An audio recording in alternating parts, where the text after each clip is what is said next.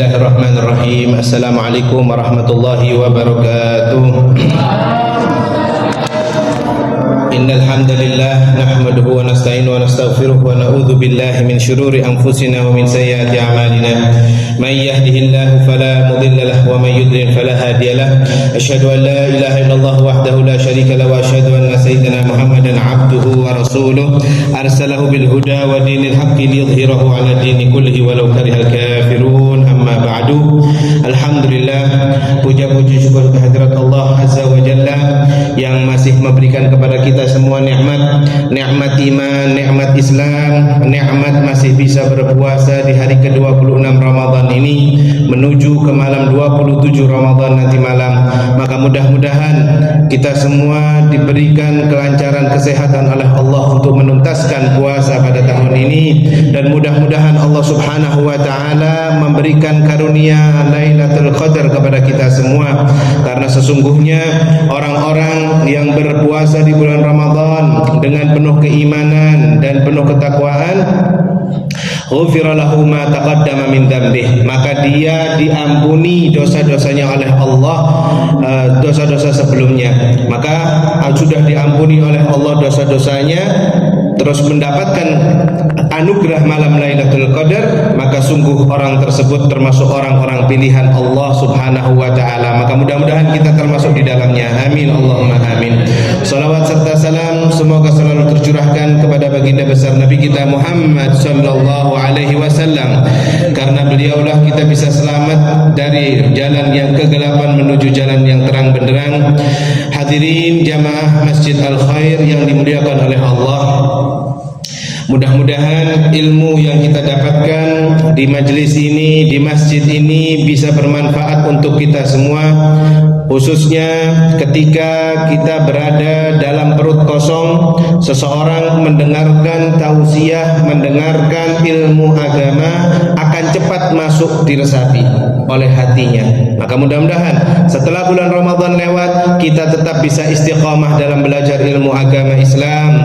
Kita bisa dalam istiqamah untuk bisa khusyuk ketika sholat, kita bisa istiqamah untuk bisa selalu sholat puasa, ya, puasa sunnah di luar puasa Ramadan. Kita bisa istiqamah dalam mengaji Al-Quran, kita bisa istiqamah dalam tahajud, dalam sholat duha, dalam hal-hal kebaikan seperti halnya kita melaksanakan di dalam bulan Ramadan, insyaallah. Amin Allahumma amin. Hadirin, jangan lupa kita akan, yang mana insyaallah sudah beberapa hari lagi kita akan menuju ke bulan Syawal, kita akan menuju ke hari kemenangan. Pastinya masih ada kewajiban-kewajiban yang wajib kita lakukan, khususnya dalam hal mengeluarkan zakat. Bedakan antara zakat dengan sedekah, ya. Ada beberapa orang, bahkan banyak di antara orang-orang umat Islam, mereka tidak bisa membedakan mana yang namanya zakat, mana yang namanya sedekah, ya. Sedekah itu hukumnya tatawwu, hukumnya boleh dilakukan meskipun tidak di bulan Ramadan. Sedekah itu tidak menjadi kewajiban, ya, untuk orang-orang yang mampu. Bahkan wajib kalau bagi orang-orang yang wajib dilaksanakan bagi orang yang mampu. Kalau infak, sedekah itu fleksibilitas atau opsional, pilihan. Maka jangan sampai kita ketika bulan Ramadan tidak bisa membedakan mana yang namanya zakat, mana yang namanya sedekah. Kemarin ustaz-ustaz yang lain sudah bahas masalah zakat belum? Ya, belum. Hah? Belum. Tapi saya sudah bahas tahun lalu itu. Ini sekarang saya mau bahas ini aja, surat Yusuf. Mudah-mudahan nanti ada penceramah yang lain, ya, ustaz-ustaz yang lain bisa membahas tentang zakat. Insyaallah yang mau melihat tentang perbedaan zakat sedekah, ya, bisa dilihat, ya, di YouTube kita. Jadi kalau zakat itu adalah kewajiban yang diatur secara rinci di dalam agama Islam dengan ketentuan nisab dan juga haul. Maka zakat juga dibagi menjadi dua, ada zakat mal dan juga zakat fitrah, ya. Insya Allah nanti untuk lebih rincinya bisa ada pembahasan sendiri ya. Tahun lalu 2 tahun ini sudah kita bahas, tapi tidak apa-apa, kita bahas sedikit saja. Jadi zakat itu hukumnya wajib bagi setiap muslim yang memenuhi syarat ya. Sedekah hukumnya sunnah, sifatnya sukarela, tidak ada kewajiban untuk yang mau melakukannya. Jangan sampai dikira bulan Ramadan ada orang yang memang sudah mampu, dia sudah hartanya melebihi dari haul dan melebihi nisab ya, tapi dia niatkannya niat sedekah. Hati-hati, ini bukan niat sedekah. Kalau Ramadan malah diwajibkan niat zakat, itu wajib. Hati-hati, zakat itu artinya zaki, mensucikan diri ya. Anda pengen suci diri Anda, pengen dibersihkan jiwa Anda, harta Anda, ya dizakati. Anda pengen memulai bisnis, pengen mulai sesuatu, kalau bisa hitungannya mulai tanggal 1 Ramadan. Enak patokannya kalau Ramadan. Oh, saya tidak mampu Ustaz, tapi tabungan saya ada 3 miliar. Nah, ini bukan tidak mampu, ini sudah wajib zakat. Jangankan 3 miliar, 80 juta saja sudah disebut harus dikeluarkan zakatnya, bukan sedekah. Hati-hati, bedakan antara zakat dan sedekah ya. Seperti sudah kita sebutkan barusan, zakat itu hukumnya wajib bagi setiap muslim yang memenuhi syarat. Sedekah hukumnya sunnah, bersifat sukarela dan tidak ada kewajiban melakukannya. Lalu kemudian untuk ketentuannya, zakat itu memiliki ketentuan yang sangat ketat, di antaranya nisab ya. Nisab itu adalah jumlah harta yang harus dikenakan zakat. Yang kedua, haul artinya harus memiliki harta itu selama 1 tahun. Yang ketiga, mustahik. Apa itu mustahik? Mustahik artinya golongan orang yang boleh menerima zakat. Ada 8 ya. Ini tiap tahun insya Allah sudah kita bahas. Saya mau meneruskan surat Yusuf ini sebenarnya, tapi ala kulli hal ini harus diterangkan oleh ustaz-ustaz yang lain juga. Ini penting, khususnya udah mau keluar bulan Ramadan, jangan sampai kita tidak paham masalah zakat, karena ilmu zakat ini biasanya ilmu tahunan, kalau nggak diulangi lupa. Seperti halnya ilmu warisan, ilmu waris ya, itu ilmu waris, ilmu yang disebutkan oleh Nabi, ilmu yang pertama kali akan dicabut ya di muka bumi ini ya. Makanya sekarang banyak orang-orang yang mereka ketika sudah meninggal, orang tuanya meninggal, kakek buyutnya meninggal ya, tukaran, bertengkar, tumpahan darah ya, seperti yang akan kita bahas ini di surat Yusuf. Nah, ini penting, penting sekali ilmu hukum waris ini ya. Maka insya Allah kalau tidak di perjumpaan hari Jumat kita akan bahas masalah zakat juga insya Allah. Sekarang kita akan melanjutkan, ini praynya rada panjang ya. Kita akan melanjutkan tentang surat Yusuf ya, surat Yusuf ayat 12, yang mana yang terakhir sudah kita bahas surat Yusuf ayat 11. Disebutkan di surat Yusuf ayat 12 ini Allah Subhanahu wa taala berfirman, A'udzubillahi minasyaitonirrajim, arsilhu ma'ana ghadan yarta' wa yal'ab wa inna lahu lahafizun. Nah, ini melanjutkan dari surat Yusuf yang ayat 10 ya, bahwasannya saudara-saudara Nabi Yusuf alaihissalam berusaha untuk membujuk ayahnya. Supaya apa? Supaya Nabi Yusuf ikut bersama mereka dengan alasan jalan-jalan. Padahal di ayat sebelumnya sudah kita bahas. Insya Allah kalau yang pengen melihat pembahasan surat Yusuf ayat 1 sampai 9, 9 sampai 11 ada di YouTube kami ya. Tapi saya tidak mau mengulangi terlalu banyak karena waktu yang sudah mepet ya. Jadi di surat Yusuf ayat 12 ini ya, saudara-saudaranya Nabi Yusuf alaihissalam berusaha membujuk, dirayu ayahnya. Wahai ayahku, sudahlah, serahkan Yusuf ke kita. Kita ini amanat ya. Mereka mengatakan gitu, arsilhu ma'ana ghadan yarta wa yal'ab. Biarkan dia bermain-main, yarta, dan juga berlomba-lomba dengan kami di padang pasir ya, bermain-main. Kemudian bisa makan makanan yang enak-enak. makan-makan enak, makan-makan buah-buahan, ya. Wa inna lahu lahafidun, dan kami berjanji akan menjaganya dari segala mala bahaya, ya. Percayakan dia, ya. Siapa ayahnya Nabi Yusuf ini? Ada yang tahu? Anak-anak saya ini yang hadir di sini karena harus kesuwen nih kita ini. Siapa namanya ayahnya Nabi Yusuf? Nabi Yakub alaihissalam, ya. Kemudian anak-anaknya Nabi Yusuf, ya, karena bersaudara ada berapa kemarin? Saudaraan Nabi Yusuf ini ada berapa? Ada 12, 10 kakak-kakaknya. Nabi Yusuf nomor 11, sama Nabi Yusuf punya adik satu yang nomor 12, ya. Lalu wa inna lahu lahafidhun, insyaallah dia akan senang dan kami pun akan senang menyertai dia, ya. Insyaallah tidak ada kurang satu pun dari rumah sampai balik ke rumah. Itu rayuannya anak-anaknya Nabi Yusuf, ya, 10 saudaranya Nabi Yusuf ini kepada ayahnya yaitu Nabi Yakub.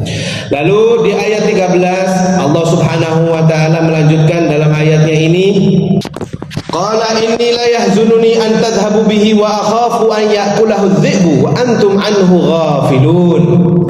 Lalu jawaban Nabi Yusuf alaihissalam, ya, jawaban Nabi Yakub kepada anak-anaknya itu, wahai anak-anakku, inni la yahzunani, sesungguhnya aku ini gelisah, sedih nek adikmu Yusuf ini tak titipkan ke kalian, ya. Wa akhafu an ya'kulahu dhi'bu, dan aku dalam hati kecilku ini takut ada serigala yang akan memakannya, menerkamnya, ya. Wa antum anhu ghafilun, dan aku khawatir kalian ini tidak bisa jaga Yusuf. Kalian ini termasuk kalian lupa akan adikmu Yusuf ini, dan kalian sedang asik, sedang bermain-main di luar sana, ya. Jadi ini adalah rasa kekhawatiran seorang ayah kepada anaknya. Maklum, sangat lumrah sekali, ya. Bahkan sampai saat ini itu adalah hal yang fitrah, ya. Hal yang fitrah, hal yang normal. Apabila kita punya anak, kita khawatir. Makanya kita apabila punya anak, jangan sampai kita tidak khawatir. Berarti kefitrahan kita harus dipertanyakan, ya. Anak kita kemana, keluar kemana, apalagi anak-anak yang dalam masa labil, di usia dia SMP, usia mereka SMA, ini malah harus diperhatikan benar-benar oleh orang tua. Berapa banyak kenakalan remaja yang ada, anak yang tadinya kecilnya anak-anak yang dekat sama masjid, tapi mulai SMP, mulai SMA, fanaudzubillah min dzalik, mereka jauh dari masjid. Dan itu banyak realitanya. Itu kesalahan siapa? Ya kesalahan orang tuanya, ya. Apakah kesalahan dari guru pondoknya atau guru orang-orang yang mengajarinya? Yo, enggak. Ini kewajiban seseorang, ini kewajiban orang tua, ya. Jadi hati-hati, jangan sampai kita membiarkan anak-anak kita ini di luar rumah, tapi kita tidak tahu kemana mereka pergi. Wabil khusus anak-anak gadis kita, ya. Jadi hati-hati, ini adalah tanggung jawab yang besar di mata Allah Subhanahu wa taala. Berapa banyak fanaudzubillah min dzalik anak-anak perempuan di luar sana yang hamil di luar nikah, tapi ayahnya tidak tahu. Bahkan kalau sudah tahu baru nyesel, baru ditutupi aibnya dengan dikawinkan secara siri. Tidak ada kawin secara siri karena wanita hamil sebelum nikah. Perzinahan tetap, dan bahkan di dalam agama Islam haram dinikahi oleh yang menzinainya itu. Harus dinikahi oleh orang lain, dan bapaknya itu adalah bapaknya atau binnya anak itu, ya kembali ke ibunya. Parah sekali. Ini jangan menormalisasikan hamil di luar nikah terus baru dinikahkan. Jangan. Ini hukumnya berat, haram di mata. Kenapa? Nah, itu dia. Kami sudah sering mendengar manggil penghulu, diam-diam bayar penghulu, ini itu, yang penting sah. Padahal sudah naudzubillah min dzalik, sudah berzina dan sudah hamil di luar nikah. Di dalam agama Islam, ya, binnya anak itu atau bintinya anak itu kembalinya bukan ke ayahnya, melainkan ke ibunya. Sedangkan kita manusia yang normal, yang lahir dari perut kedua orang tua kita ini bin siapa? Yo bin ayah kita. Tapi kalau anak zina itu binnya ke ibunya, ya. Jadi sangat-sangat berat sekali, ya. pertanggungjawabannya di mata Allah merawat anak ini, ya. Jangan merawat anak bukan hanya kecil-kecil saja seperti ini. Ketika dia sudah SD selesai menuju SMP, ini masa gentingnya orang tua. Ketika sudah SMP mau ke SMA, ini lebih genting lagi. Setelah SMA dia mencari jati diri, ya. Maka keberhasilan orang tua ialah ketika SMP sudah merawat anaknya dengan baik, dengan mendekatkan kepada Al-Quran, mendekatkan mereka kepada masjid, mendekatkan mereka kepada agama Islam. SMA juga seperti itu, selesai. Setelah itu dia dewasa, menikah, selesailah tugas orang tua, baik yang laki-laki maupun yang wanita. Tapi disebutkan kalau di dalam mazhab Syafi'i, anak perempuan itu selesai tanggung jawab ayahnya ketika sudah kubiltu. Tapi kalau anak laki-laki selesai tanggung jawab orang tuanya setelah sudah baligh, ya. Nanti kita bahas, itu panjang pembahasannya. Kita lanjut di surat Yusuf ayat 14 ini. Lalu Allah berfirman, qalu la in akalahu dhi'bu wa nahnu usbatun inna idzal khasirun. Saudara-saudaranya Yusuf ini berkata, wahai ayah kami, sungguh tidak ada tempat rasa curiga dan gelisah yang terlalu berlebihan atas keselamatan Yusuf. Anda ini kok terlalu sayang sih sama Yusuf. Kok sampai saking sayangnya suudzon ke kami. Kami janji, disebutkan di sini. Apa yang ayah khawatirkan itu tidak mungkin terjadi. Wow, sudah digitukan lagi. Jadi meyakinkan Nabi Yakub ini untuk melepas Yusuf bersama, untuk keluar dari rumahnya untuk bersama-sama mereka, ya. Kami janji Yusuf akan selamat dari keluar rumah ini sampai nanti datang lagi. Janji, ya. Lalu kemudian dengan demikian katanya kata saudara-saudaranya, kalau ada apa-apa di jalan, ya, kami termasuk orang yang rugi, bukan sampean saja yang nangis. Kami ini sak duluran yo nangis, Yusuf hilang ini nangis, ya. Itu kata siapa? Kata 10 saudaranya. Padahal sudah, ya, di ayat yang kemarin pertemuan kita sebelumnya, ya. Kalau bisa dilihat di YouTube juga, ya, di ayat 10, di ayat 9. Padahal mereka ini sak duluran 10 saudaranya Nabi Yusuf ini sudah ada rencana yang pertama pengen membunuh, tapi nggak ada saudaranya yang lain nggak setuju, terlalu kejam kalau dibunuh. Paling nggak apa? Dilempar ke sumur. Ada yang usul dilempar ke sumur. Akhirnya saudara yang lainnya setuju. Ya wis, lempar sumur. Engko jaluk sepurone karo ayah, minta maaf sama ayah, kemudian sholat tobat kepada Allah, insyaallah selesai. Itu kan menurut terus mereka ini kesepakatannya seperti itu. Itu sudah di ayat-ayat sebelumnya. Nah, lalu di ayat 14 ini sudah dirayu, sudah di janji yang luar biasa, dan mereka saudara-saudara Nabi Yusuf ini juga ngasih jaminan, ya. Kami jamin, ya, sampai ngomong jaminan. Berarti ini kalau sudah jamin segala macam, ya, terus tapi tidak ditepati, ini termasuk apa? Termasuk salah satu alamatul munafik. Kalau sudah janji tidak ditepati, ya, itu termasuk apa? Tanda-tanda munafik. Rasulullah SAW bersabda di riwayat yang sahih, alamatul munafiqun thalatha, idza hadatsa kadzdzaba. Apabila berkata dia dusta. Nah, ini sudah hampir masuk kategori ini. Wa idza wa'ada ikhlafa. Kalau berjanji tidak ditepati. Ini tanda-tanda munafik, ya. Wa idza tumina khana. Apabila dikasih amanat dia berkhianat. Lalu di ayat 15 ini, falamma dhahabu bihi wa ajma'u an yaj'aluhu fi ghayabatil jubb wa auhayna ilaihi latunabbi'annahum bi amrihim hadza wa hum la yashkurun. Maka setelah mereka sudah sepakat oleh ayahnya Nabi Yakub ini, mereka akhirnya dibawa keluar, ya.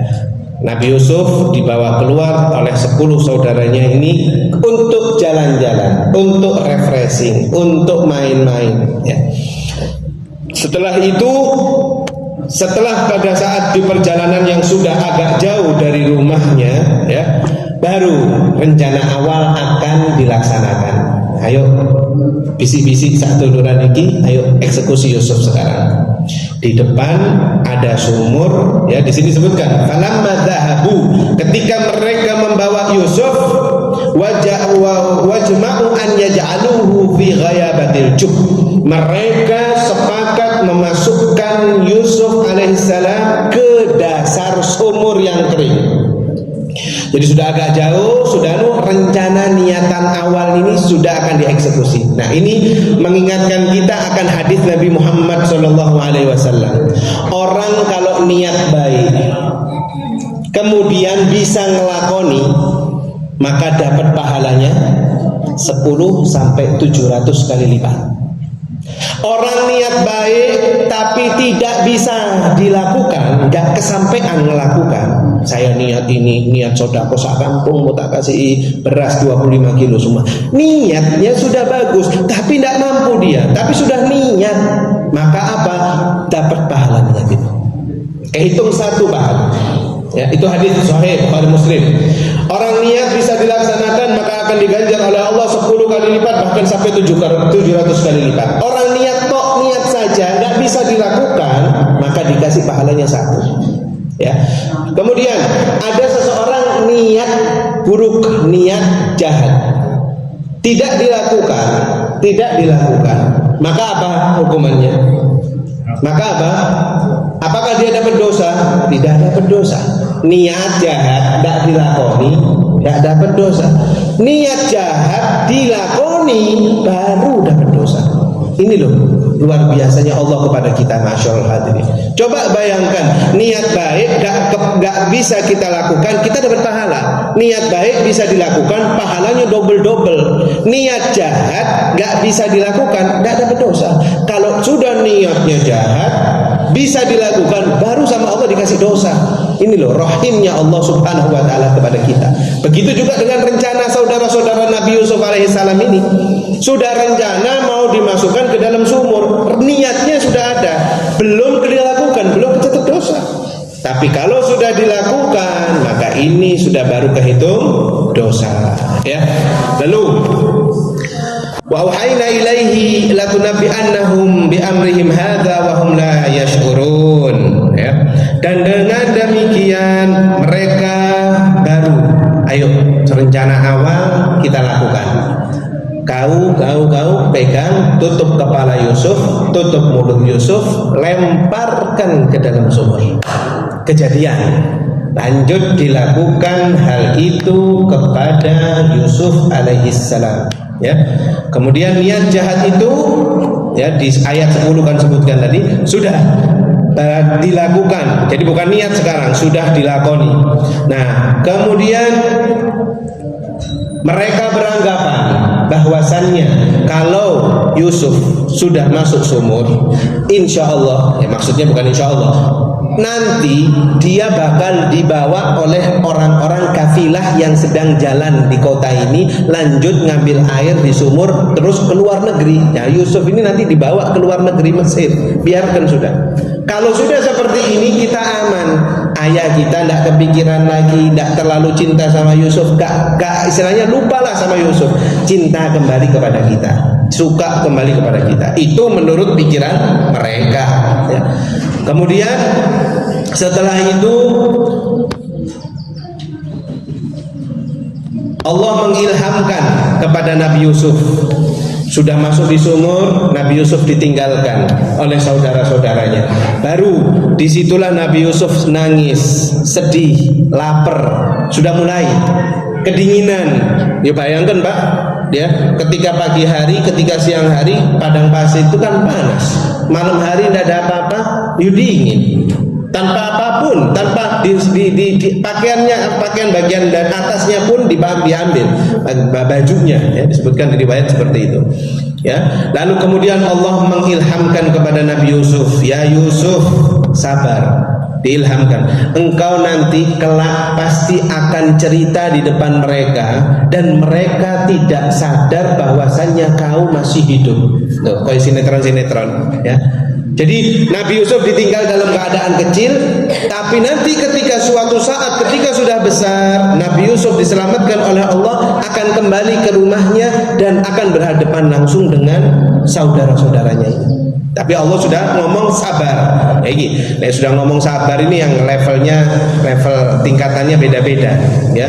Sabar ono batese, Ustaz. Nah, kan gitu kan biasanya ya. Kalau sudah mbarai emosi di jalan, kalau sudah ada emosi mancing-mancing emosi dengan perkataan, dengan perbuatan, kita manusia lemah. Nabi Yusuf juga manusia, ya. Nabi Yusuf juga manusia. Para anbiya sholihin, mereka manusia, tapi mereka yang bisa menjaga kesabarannya, mereka yang bisa menjaga emosinya dengan sabar, maka mereka adalah orang pilihan. Begitu juga dengan kita yang ada di masjid ini, yang kita sabar dalam satu hari ini puasa, berbeda dengan mereka yang di luar sana sedang ngopel, sedang makan minum, yang sedang asik-asiknya, ya. Maka ini adalah pilihan dari Allah Subhanahu wa taala. Maka mudah-mudahan Allah juga memilih kita dalam meninggal dalam keadaan husnul khatimah, karena kita taat kepada Allah, taat untuk sholat tepat waktu, taat untuk sholat khusyuk. Khusyuk itu susah, Pak. Jadi kalau cuma sholat toh, menggugurkan kewajiban toh tanpa khusyuk, yo eman-eman saja. Ayo yang sudah istiqamah sholat sunnahnya, ayo usahakan khusyuknya. Ibadah khusyuk itu nanti pembahasan di kitab Ihya Ulumuddin Imam Ghazali. Khusyuk itu levelnya beda-beda. Ada yang bahkan Imam Ghazali itu berpendapat orang kalau mau khusyuk sholat itu dari takbir Allahu Akbar, dari takbir sampai Assalamualaikum harus khusyuknya, pikirannya cuman ke Allah. Ya soro nih awak tiba. Yakin so, yo kan pas dinos yo kepikiran durung bales WA, kepikiran durung iki, kepikiran anak iki, rakaat keloro, kepikiran sepeda wis tak setang kanan apa durung, kepikiran. Ya, khusyuk itu susah. Khusyuk itu susah. Tapi para ulama mengatakan minimal seseorang kalau pakai levelnya Imam Ghazali susah, dari takbir sampai salam itu susah. Tapi kita harus berusaha gimana caranya supaya kita itu sholat bisa khusyuk. Salah satu cara usaha seseorang sholatnya pengen khusyuk, kuncinya wudunya harus khusyuk. Kalau wudunya masih kepikiran segala macam, wudunya masih ngobrol, maka sudah pasti sholatnya bisa. Kuncinya kalau dengan pengen sholat khusyuk, wudunya harus khusyuk. Itu salah satu kuncinya. Kedua, hatinya harus bersih. Ketiga, harus banyak zikir dan seterusnya. Ya. Baik, lalu kemudian setelah itu 17.38 kurang 10 menit. Waja'u aba'uhum 'isha'an yabkun, ya. Kemudian mereka datang kepada ayahnya pada malam hari, ya, dengan tangisan-tangisan yang pura-pura, ya. Mereka nangis bahwasannya cerita Nabi Yusuf alaihissalam sudah meninggal karena masuk ke dalam sumur. Maka insyaallah kita akan lanjutkan di pertemuan terakhir kita hari Jumat besok lusa di pembahasan surat Yusuf ini. Dan kalau memang belum tuntas surat Yusuf ini, insyaallah dalam keadaan sehat afiat, tahun depan kita akan membahas selanjutnya insyaallah taala. Hadanallahu wa iyyakum ala siratal mustaqim. ويبارك لنا ولكم في العلم النافع ولما صرفنا صالح بكل نية صالحة وإلى حضرة النبي سيدنا محمد صلى الله عليه وسلم بسر الأسرار الفاتحة.